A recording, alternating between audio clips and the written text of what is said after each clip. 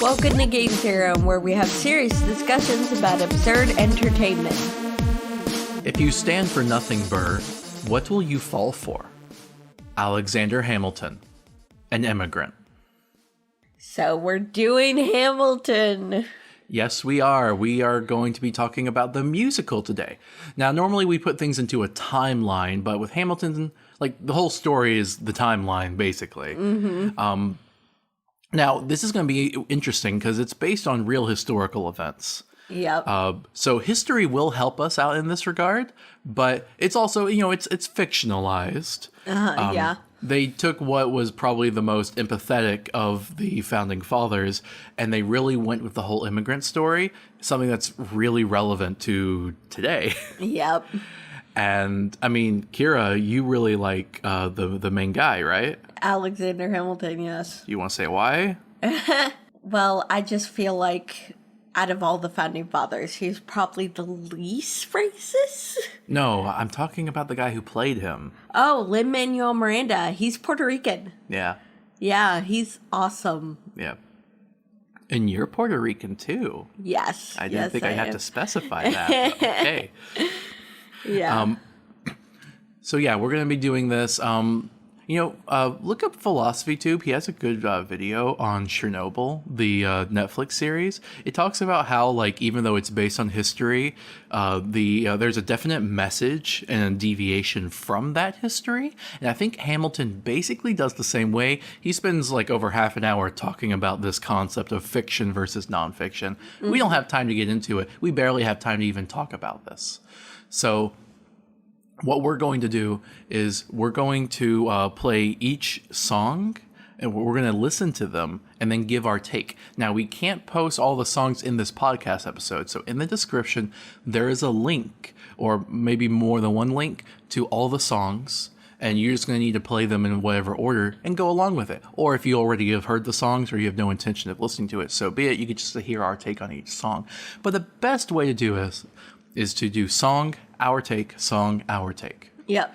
And because of copyright, we can't make this like a 3-hour episode. Yeah. And can't use the actual musical in it. So I hope that's enough explanation, because we do not have much time. Yep. In fact, we're going to have to split this into 2 episodes. Oh, yes.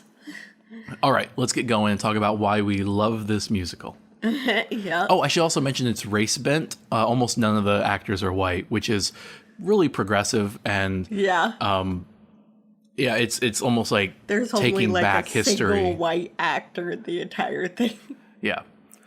And if you want to know why that, I don't think I want to get into the whole blackface whiteface argument.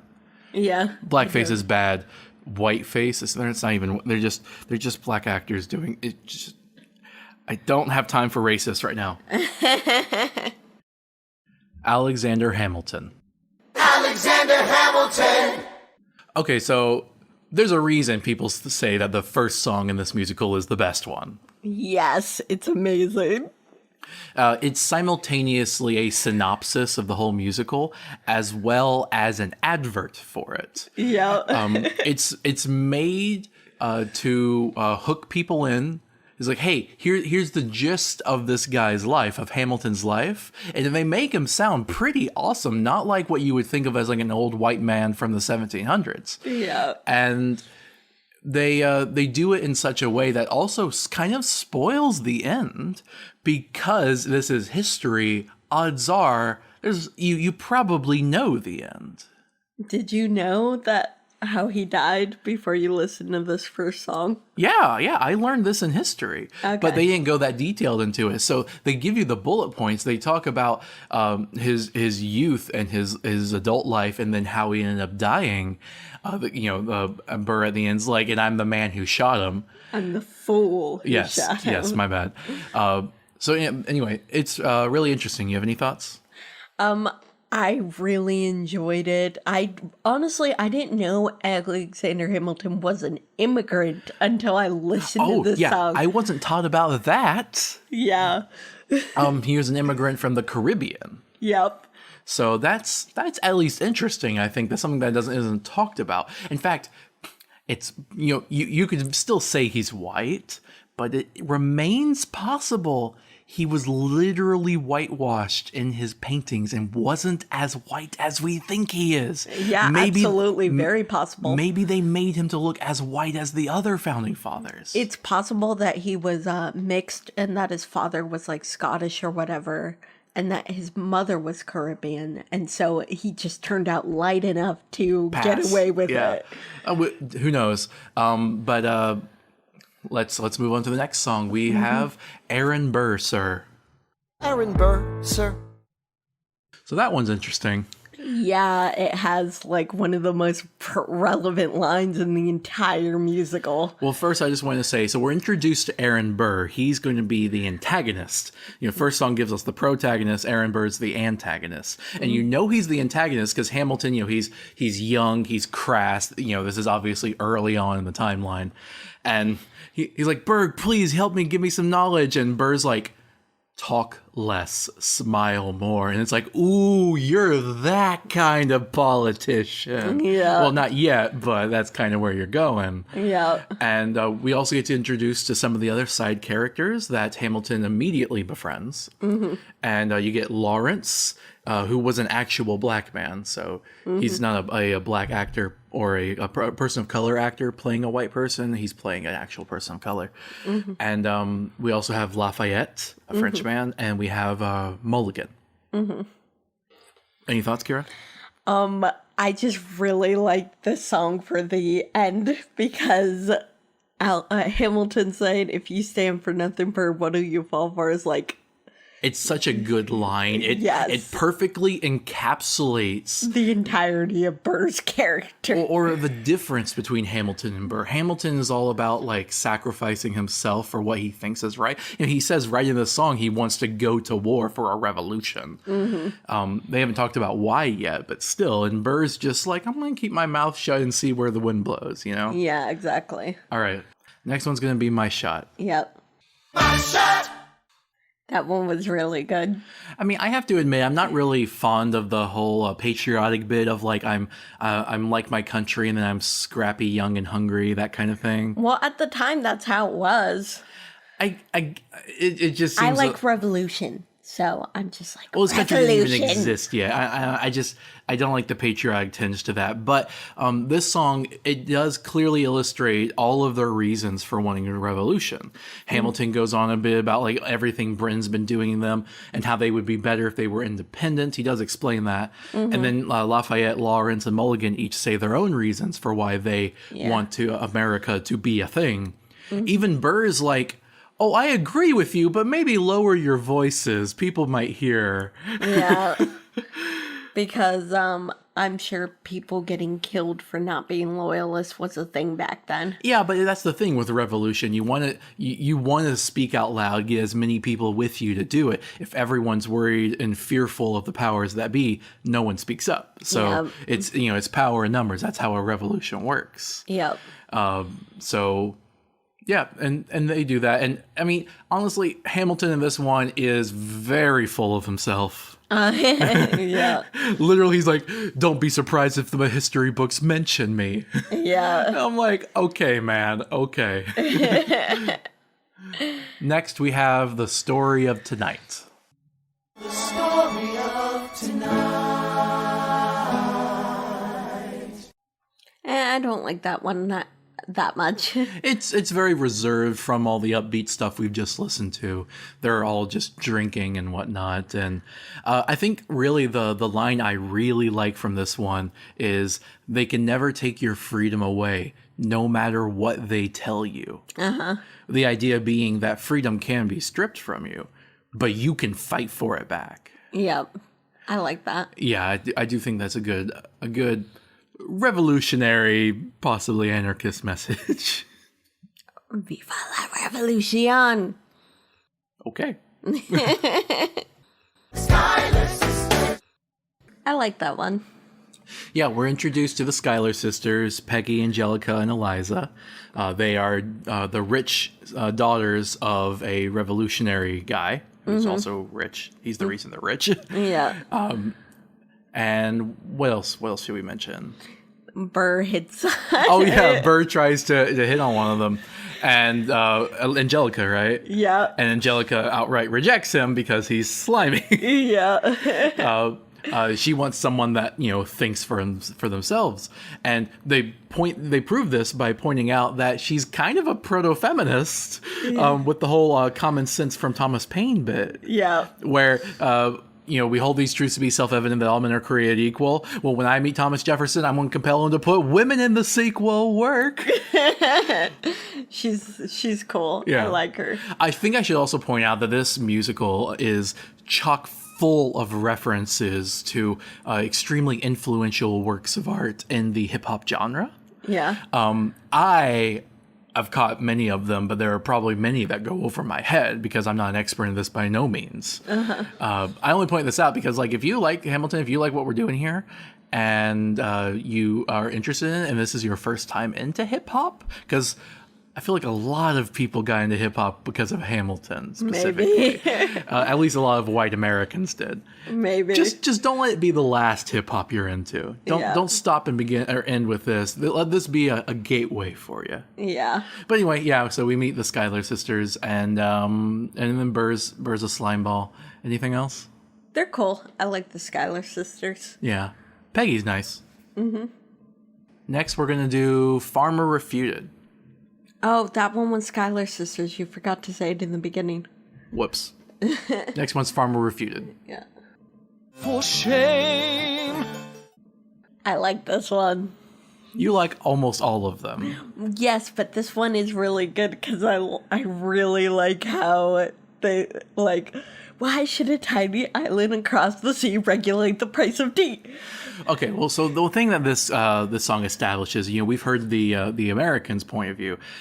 It establishes the British point of view because we have Seabury here, who is a loyalist to the crown, and he talks about how this revolution and anarchist talk, this is not good. Don't do this. You're violent. You're violent by doing this, and Hamilton and all his friends are like, are you kidding me? We are under tyranny and oppression right now.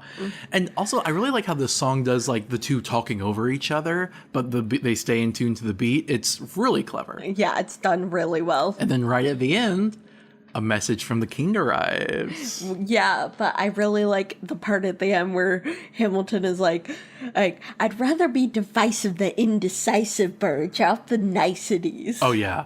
And then the message from the king arrives, which brings us to You'll Be Back. Yep. You'll be back. The king has a breakup song with America.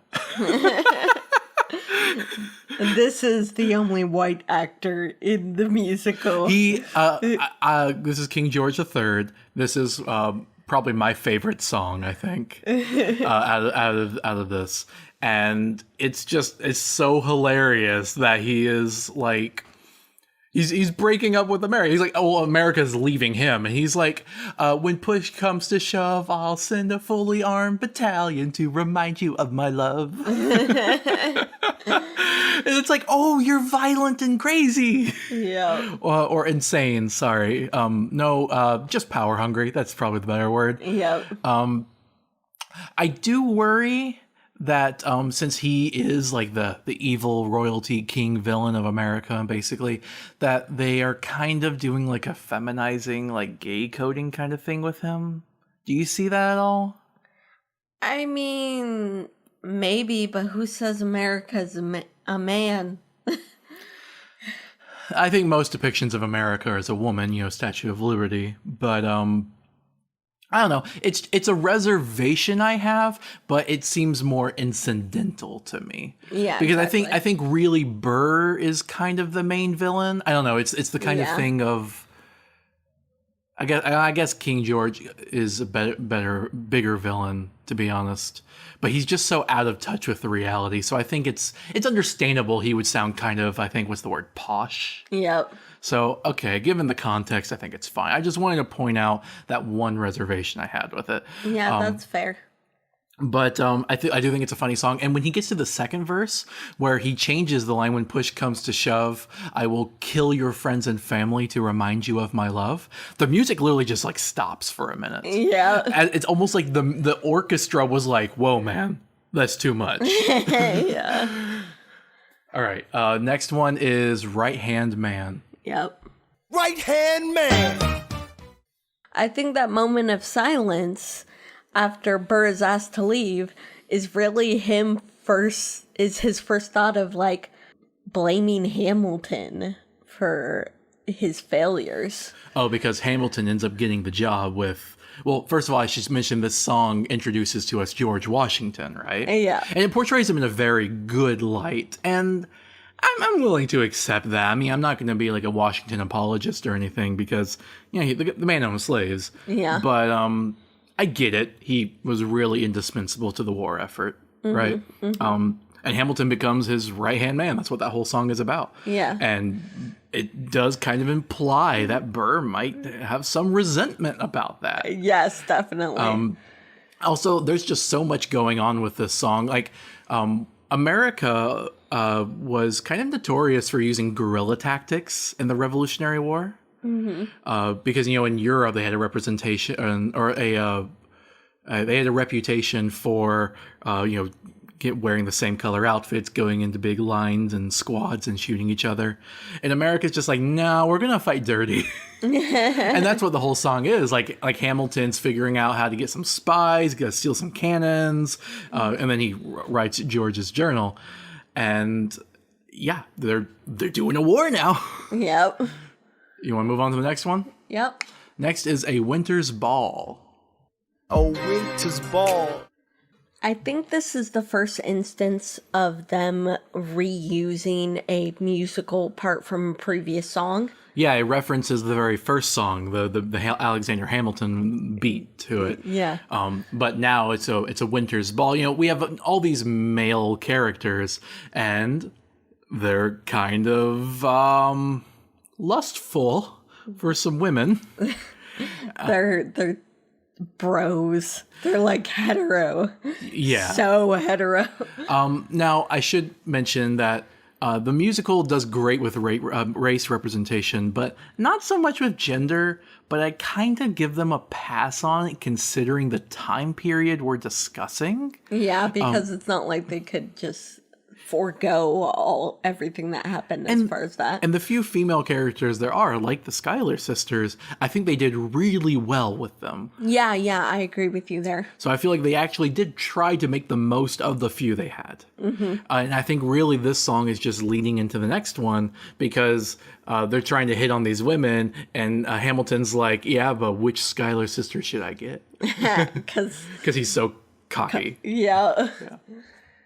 All right, yeah, let's just go on to the next one. Next one is Helpless. Yep. Helpless. I think this one's interesting because it's like a 17th century love song. I mean, it basically chronicles the relationship between Hamilton and Eliza. Yeah. Who falls for him immediately as soon as he goes to that ball. Yeah. And I think of her as like innocent and naive. Yeah, definitely. There's not much, like what you see is what you get basically with Eliza.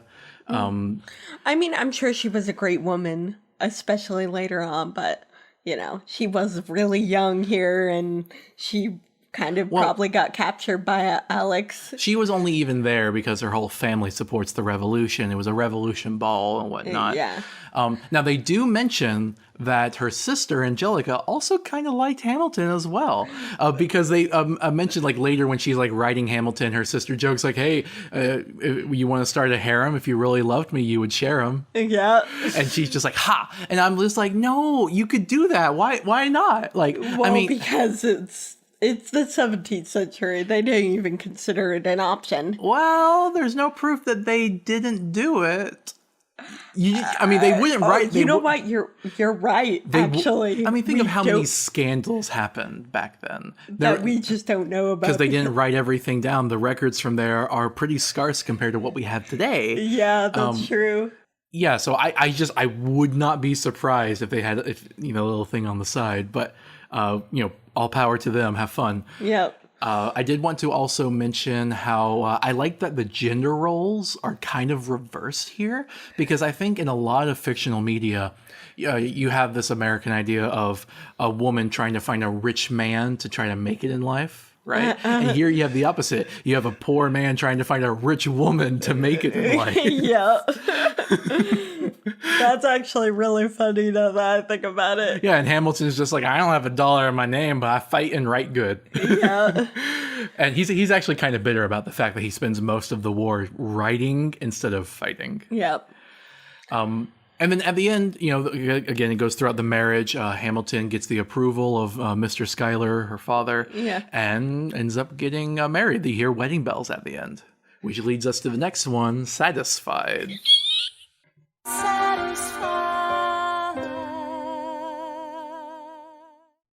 I just want to say, listeners, that Kira sung that whole song while we were listening to it right before we recorded this bit. And honestly, she was beautiful doing it.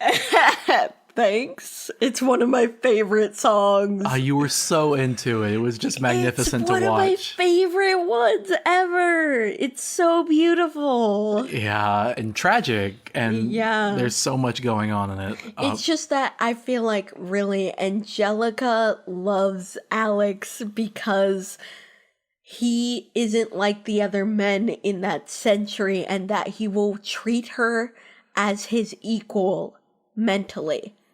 Yeah. And that is incredibly rare to find in that. Especially then. Yeah, exactly. Like she liked him for his intellect and because he would, like, she could be politically involved or whatever, and he would listen to her. I mean, even as his sister-in-law, he listened to her letters and wrote her letters and stuff like that. So. Just to explain what this song is, so at the wedding, we see Angelica being supportive of Hamilton and Eliza's marriage, and then there's a rewind, the song rewinds, and we get to see the whole thing from Angelica's perspective. And turns out, you know, she really liked Hamilton as well the whole time, and that like she and him had a flirt that involved like the phrase I'm never satisfied. That's where the song gets its name from. And she explains with 3 reasons why she ended up just passing him off to her sister Eliza. And reason number 1 is she's the eldest daughter of the Schuyler family, meaning it's her job to marry rich, and he's not rich. It's the only job she has in life, and that's what she has to do. Number 2, it's clear he's penniless and just trying to get money out of her. Well, I mean, he does actually like her, but, you know, she just met him. She's unsure if he's trying to... She knows he's only after her because she's a Schuyler sister. I wouldn't say only, but it's something she suspects. Yeah. And then number 3, she loves her sister Eliza so much that as long as Eliza's happy, she can be happy through Eliza. And that's where the song ends, where she's like, you make her happy, and that's fine. But I'm never going to be satisfied now. But at least I get to keep Hamilton in my life in some respect. And I have a younger sister, and she is one of the most precious things to me on the planet. So, yeah. Yeah, I could see you really empathize with that part, because that's when Yep. you started like really like screaming the song lyrics. Shut up. It was adorable. All right, so next one is the story of tonight reprise. Yeah, I was gonna say something else about the song though. What? It was just so tragic. Fan theory. I think Eliza would have been, cool enough to like let Angelica get it on it sometimes. Okay. Oh, I'm gonna have to mark this episode explicit. Whoops. It's in history textbooks. It's fine. And by get on it, I mean kissing, of course. The story of tonight. So this is basically them just being extremely drunk after his wedding. Yeah, they're all of Hamilton's friends are there celebrating him, congratulating him on finding love and money. Yeah. And it's a reprise of the other one, the last time they were all drinking, but this time instead of like talking about freedom from country, they're talking about freedom from marriage. Yeah. And Burr shows up though. Yes. And we get caught up on what he's been doing in the meantime. He's been rising through the ranks of the Revolutionary Army. Mm-hmm. And he has found a woman himself. She, however, is married to a British officer. and it's therefore unlawful. So he's like, it's secret. Yeah. And the thing I really like is Hamilton's just like, oh wow. Yeah. And Hamilton knows it's technically wrong, it's technically infidelity, but understands the extenuating circumstances and encourages Burr, well, if you like her, go get her. Yeah. Go liberate her. And Burr's just like, not going to happen. Yeah. Because he doesn't want to make big movements, because he never does. He always likes playing the long game. Mm-hmm. When is the end of that long game? Who knows? But I think we're about to find out in this next song. Anything else you want to say about this one? No, I'm good. All right. Okay, the next one is Wait For It. Wait for it. So this is Burr's song. Yeah, like we asked the question up top, referencing the quote, if you stand for nothing, Burr, what do you fall for? Or what will you fall for, right? Mm-hmm. This is his answer to that. This song, Wait For It, is essentially an explanation of Burr's philosophy. Yep. The way he lives his life. And you want me to explain that? Yeah, go ahead. All right. Basically, the way Burr sees it is that he's seen so many good people die young. He thinks you shouldn't stick your neck out. He thinks you should do absolutely everything you can to preserve yourself and survive so that you can live long enough to actually do the good you want to do. Mm-hmm. He talks about how his parents died young. Also, he called his mother a genius. So say what you will about him, not toxic man, right? I guess. Also, we find out Theodosia is the name of the woman that he's fallen for. Yeah. And he explains like he's not going to go after her because he's going to wait for it. He's going to wait until the moment is right, where he can go in with minimal risk to himself and others to actually take action. And that's why he's always so minimalistic on any of the actions he actually does. And he does try to accumulate gain and power for himself, but it's in the hopes of monopolizing upon it in the future. Mm-hmm. He even compares himself to Hamilton, because Hamilton is the opposite philosophy. Hamilton's very much a live in the moment kind of guy. Yes. He mentions earlier, I think in the My Shot song, how people die early. That's why young people often live recklessly, because they don't have much time. Burr says, well, no, it's because you're living recklessly. You don't have much time. So I'm going to do everything I can to not live recklessly. Mm-hmm. And he also says it's kind of an anomaly that Hamilton has lived so long. Yeah. That Hamilton's success is a direct counterpoint to Burr's philosophy. And Burr kind of waves it off as an anomaly. And Burr says that he'll live long enough to see why Hamilton's different. Mm-hmm. And I think it's really compelling, even if I completely disagree with it. Yeah, absolutely. Because the problem, I think, with Burr's philosophy is, when is that end point? When is the right time? When do you monopolize on that power? If not now, when? And that's the question Hamilton was asking. Burr's answer is just later. Uh-huh. Sometime later. When, Burr? There's always going to be a later. Yep. Okay, next we have Valley Forge. If you don't see this one on whatever link we gave you, it's because it was one of the bonus ones that you have to get from the mixtape, or sometimes they were cut. We only have a few bonus ones in this Act 1 that we're going to do. Mm-hmm. Valley Forge is the next one chronologically, or as close as chronologically as we could get. Yep. Oh, did you have any more thoughts, Kira? No, I'm good. Okay, Valley Forge it is. Valley Forge. You know, they talked a lot about Valley Forge when we were in school. Yeah, the war's not going very well. Yeah. They're being besieged, resources are low, and I mean, this song is really kind of an addendum to the following one, mm-hmm. where basically the war's not going well. It reuses some of the same verses, but it goes in a bit more in depth on the squalor they're in, mm-hmm. as well as the letter. They even have an excerpt from Thomas Paine. Yeah. And talk about how Congress is barely an entity at this point. Yeah. Congress is constantly saying they'll provide money and supplies, and then failing to do so, to the point where Washington isn't even surprised by it. Yeah. But Hamilton's the one that has to still write them and beg them for stuff. They talk about eating their own horses. So it's it's not going well. No. A lot of people don't realize this, that like a lot of people think of the American Revolution as like, yeah, we were tough and we did this. And like, no, there were a lot of factors that went into us winning. And if they weren't all there, we might not have won. The winter at Valley Forge was like one of the toughest things that happened in the Revolution. A lot of people ended up dying. Yeah, I remember hearing stuff about them like crossing icy rivers that were like had like frozen over and stuff. But yeah, okay. I mean, I think we get the point. You want to move on to more stuff about the war being hard. War is hard. Next is Stay Alive. Stay alive.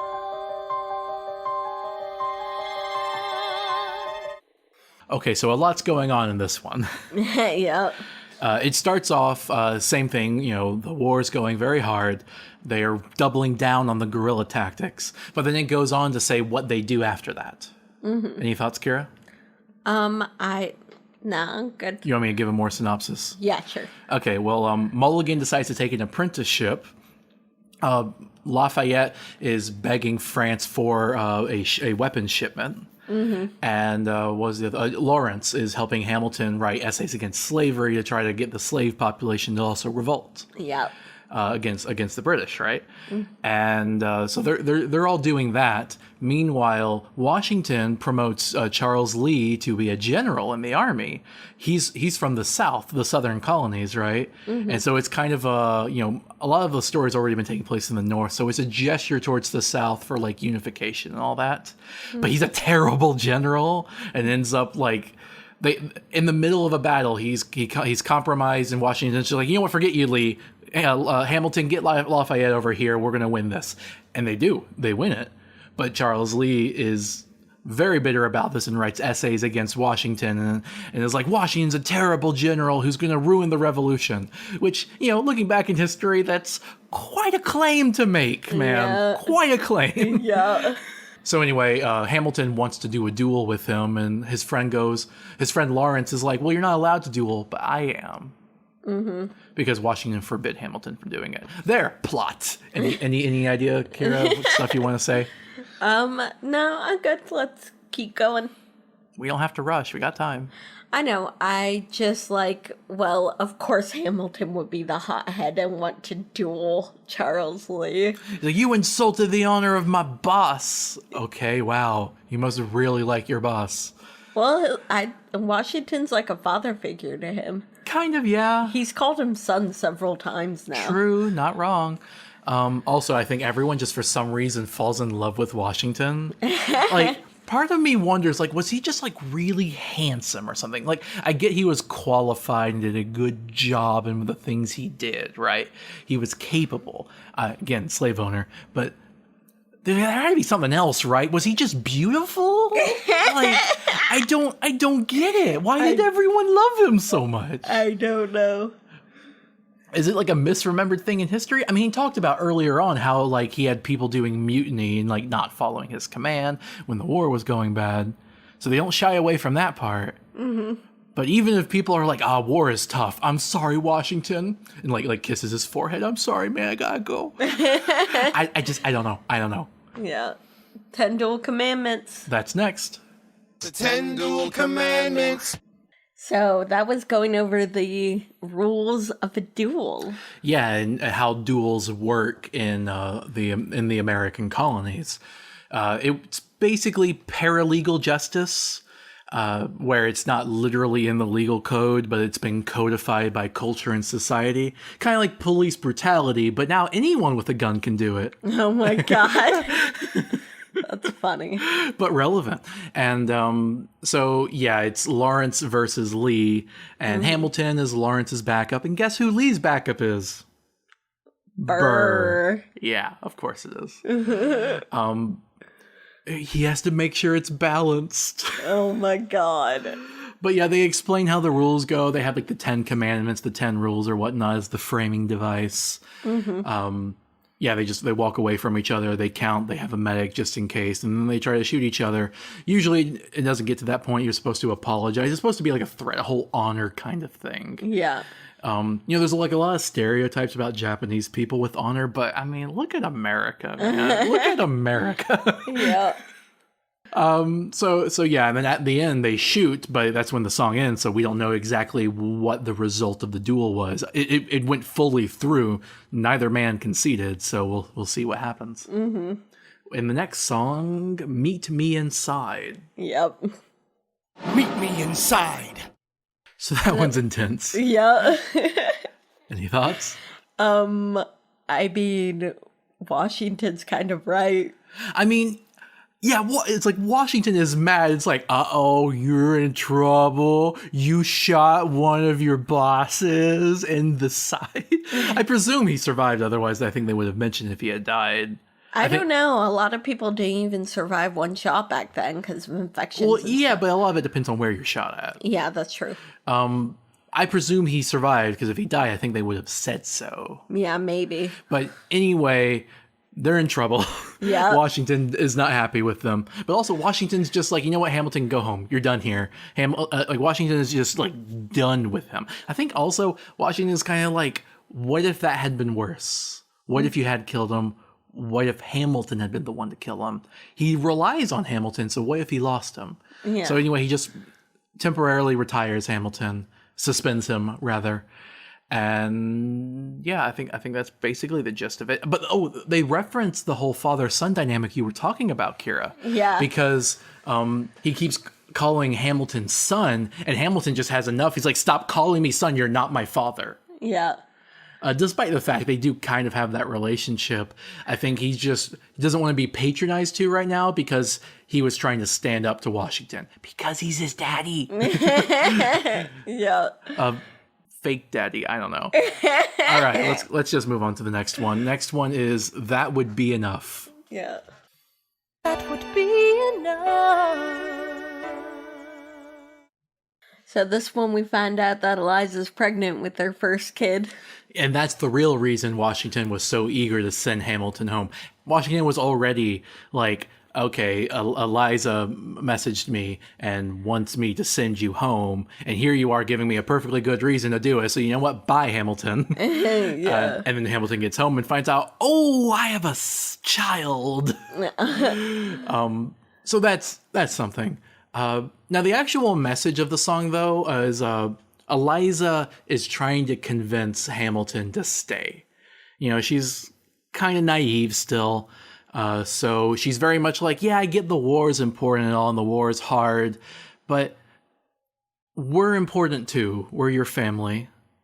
Me, as in like Eliza, his wife, and then their unborn child. So she's like, maybe you should just stay. They can do the war without you. You don't have to be the hero. Mm-hmm.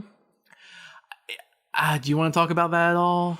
I feel like she just, like, honestly, she says that they could be enough because she knows that, like, just Hamilton settling down and being a family with her and their son won't be enough for him. He wants a legacy, you know, or that kind of thing. And that's why they alone aren't enough to make him stay.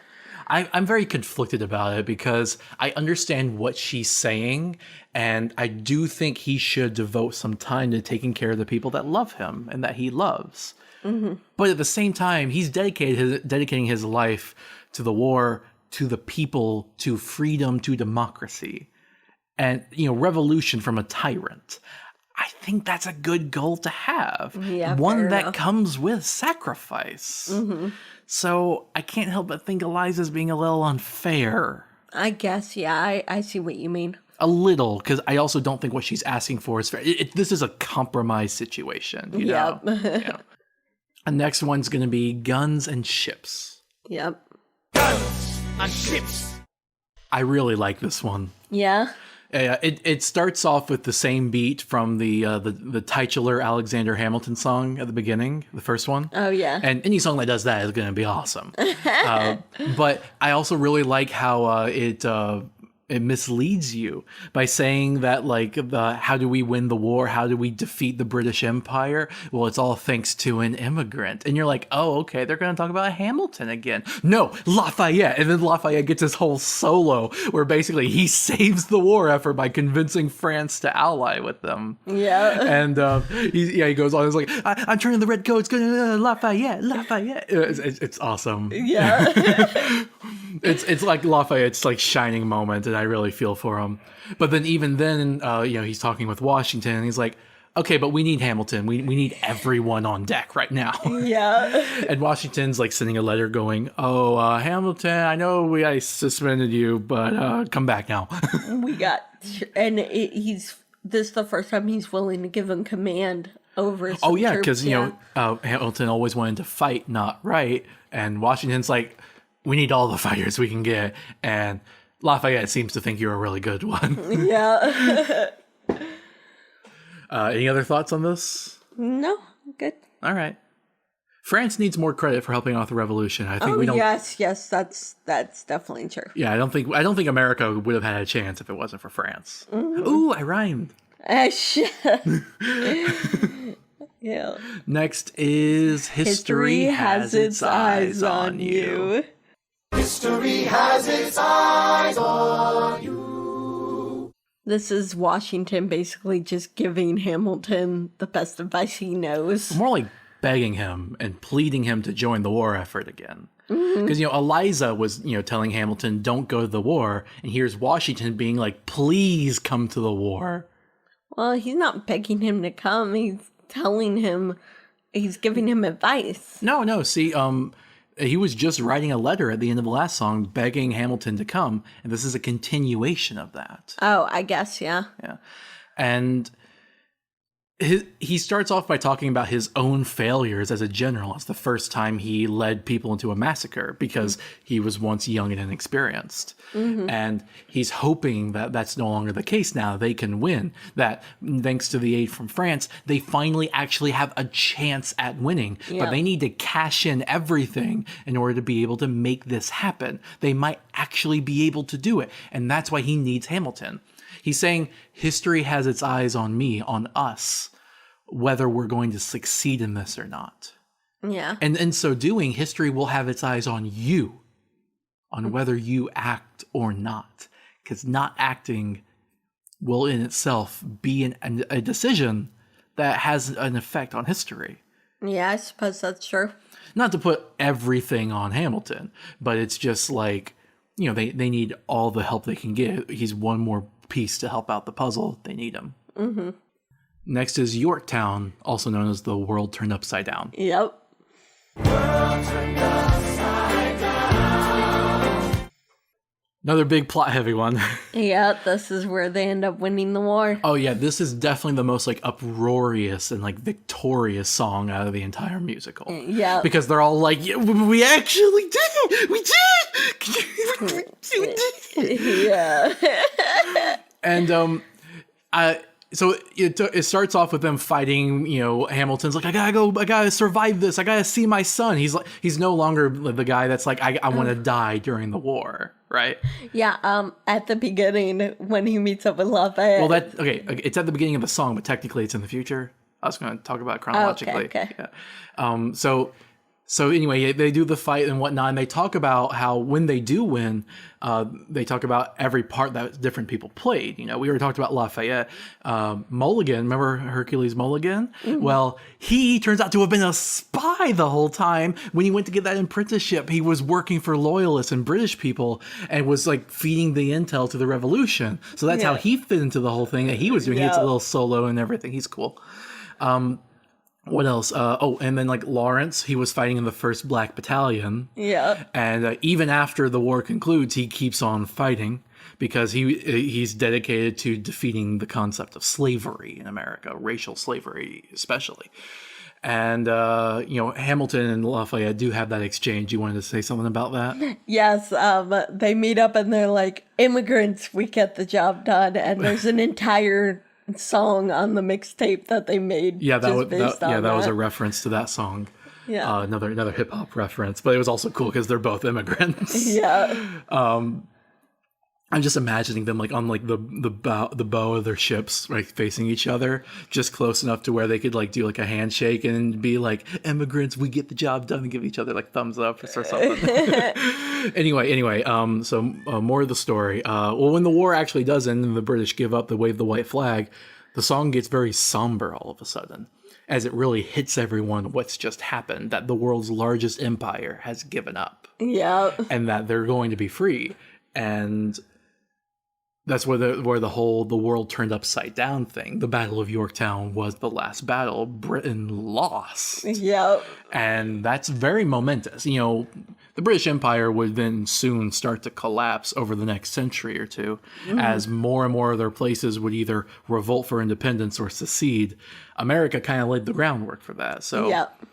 a lot of good ideals in America. You're not going to hear us talking great about America very much, but I feel like the revolution was probably America at its best with all the ideals, Fair enough. right? Well, maybe not at its best in like living conditions. Well, yeah. It's also, you know, probably better for white people, of course. I'm just talking about like philosophical ideals that they were fighting for. I think were good. I think, you know, we could talk about like what's a just war, but I think this is probably, you know, maybe also fighting Nazis. It's going to be like the closest you're going to get, right? Yep. Right.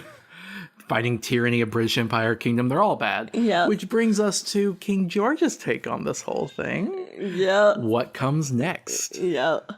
What comes next? I like this one, obviously. Yeah. This is him basically being like, "Why we lost?" It's like the follow up to the breakup song, because he obviously wasn't going to allow the breakup to happen, and now he has no choice. You know, the only reason France helped us out was because, you know, France was the mortal enemy of Britain, right? Yeah. And now he's like, "You got me into a fight with France again." In Spain. Spain somehow works in there. I don't remember. Yeah. But you know, alliances, all that.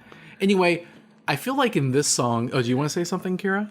I was just gonna say that I feel like he's sort of being like the guy who's like, well, good luck, you won't find anything better. Yes, but I also feel like he's kind of like the modern day surrogate, because he's talking from his point of time in the character, but you can also have a dramatic reading of it, or an ironic reading rather, where he's talking to America today. Because he says, he starts talking about how hard it is to lead on your own. And he says, when your people say they hate you, don't come crawling back to me. And that's directly referencing what America will become. That they will become the very empire they fought against. Oh my god, yeah. It's one king talking in time to another. Oh my god. Yeah, I mean, not surprising. Yeah. I kind of agree with that interpretation. All right, so we're going to do the next one now. This one's going to be Dear Theodosia. Mm-hmm. Dear Theodosia. So people start going back home. Hamilton, Burr, they've gone back home. Mm-hmm. The reason Burr named his daughter after her mother was because her mother died in childbirth. Yes, so Hamilton meets his son, his and Eliza's son, Philip. Mm-hmm. And meanwhile, Burr has a child as well, but his story is more tragic. Theodosia dies in childbirth, and so Burr names the daughter Theodosia after her mother, so that she can kind of live on in a way. It's actually kind of sweet. Yeah, because most of the time men get to pass on their names. Yeah, so. you don't hear a lot of female juniors. Yeah. But yeah, so it honestly, I don't care for Burr, but man, he's sometimes so empathetic. Yeah, because he has to be a single dad now. Right. And raise Theodosia. And that's hard. Yeah. I mean, and I think he has some amount of money and notoriety, but by this point, Hamilton has more. Hamilton's richer. I suppose so, but only because he's married into the Schuyler family. Well, yes, exactly. That's why. Yeah. But yeah, so this one was kind of sad, but they're also talking about their new lives, saying that you were born in America. You're going to be Americans now. Yep, and that they'll grow up in their completely new nation. Exactly. Yeah. I think, Imagine growing up in like this country just started. which brings us to the next one. This is another cut song. It's called "Tomorrow There'll Be More of Us."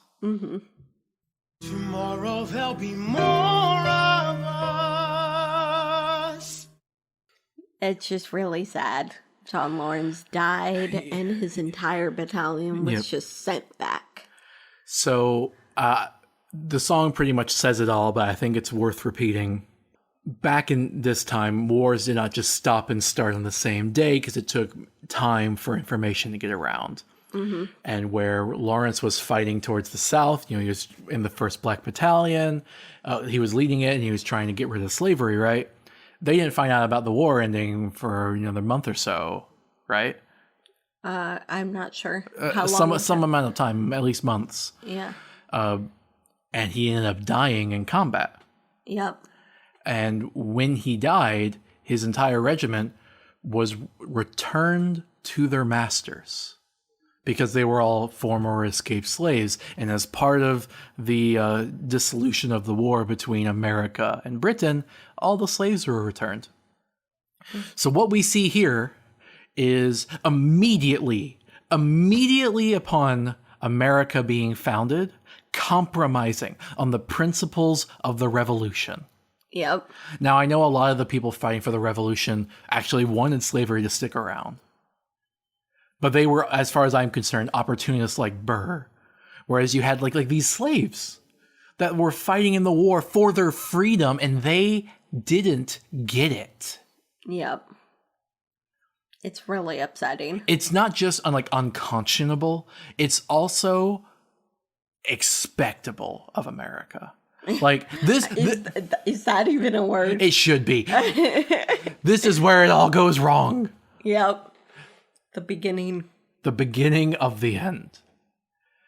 And it's just, you decided to put it off for 200 years.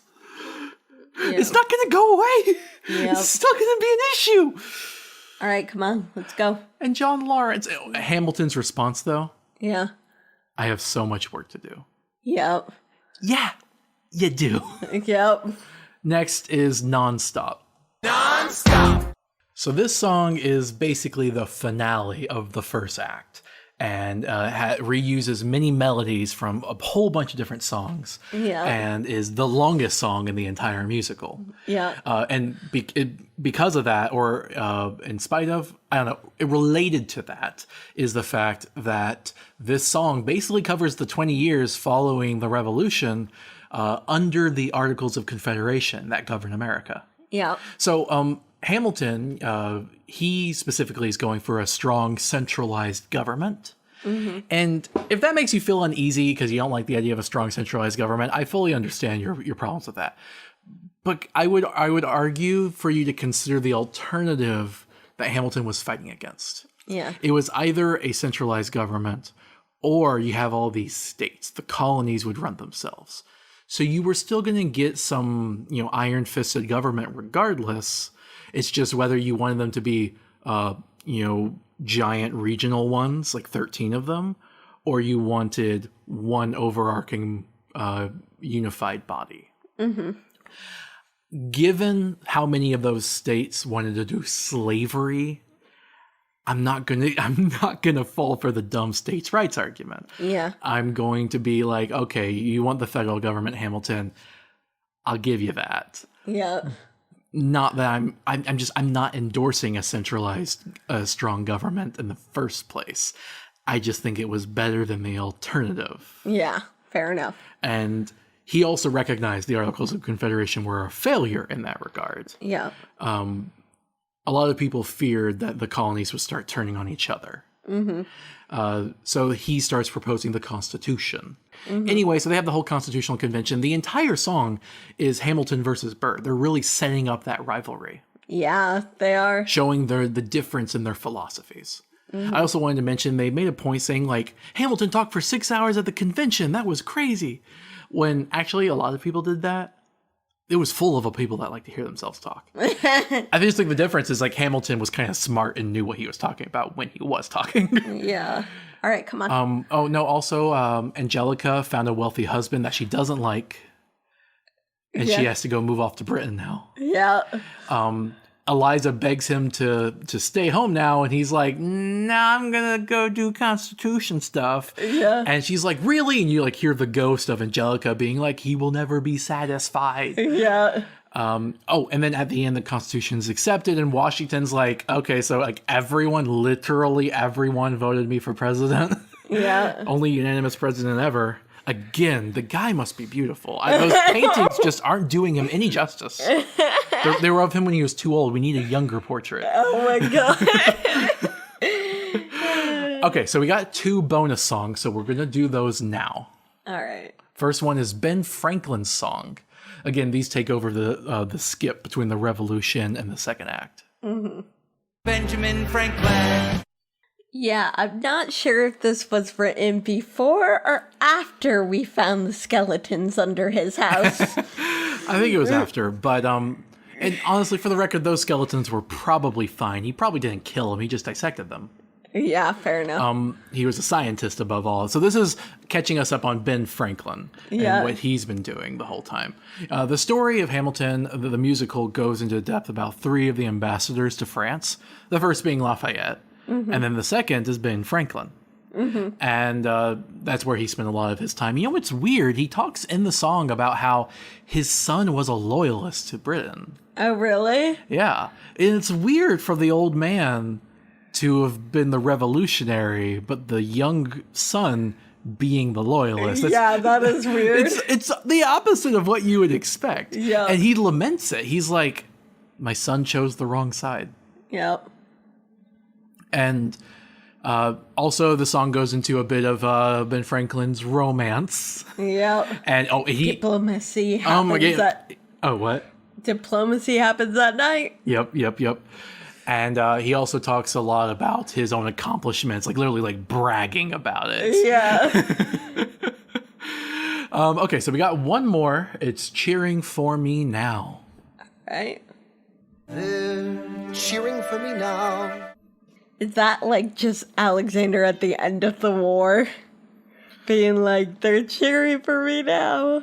Well, I can see how you would see that, but no, I think it mentions a specific date in that song at some point. But no, this is the chronology of this after, during the article's time period. I'll be honest, this is probably my least favorite song in the entire musical.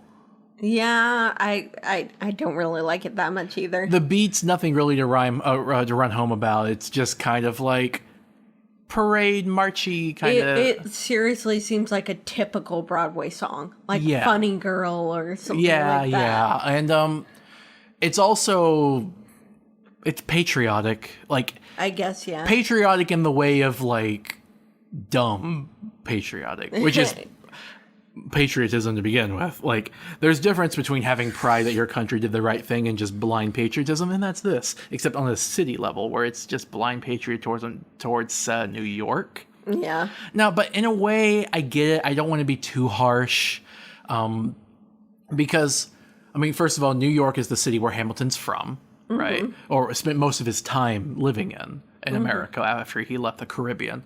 And then also the New York is also the capital of the United States. Yeah. So New York is a very important city At the time, yeah. in the world at the Yeah. time. Not only that, he talks about how diverse and multicultural it is, and that is definitely a good thing. Yeah, that's definitely true. Maybe I just haven't seen New York and been to a big city like that to I've really. been to New York several times. Yeah, so you still don't really care for the song.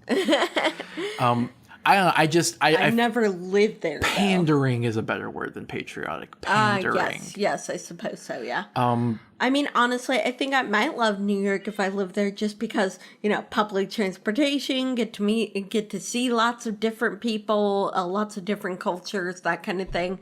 And I'm not used to getting that, and I think I would really appreciate it. I mean, it's not a terrible song. I don't know, it kind of took me out of it. Yeah.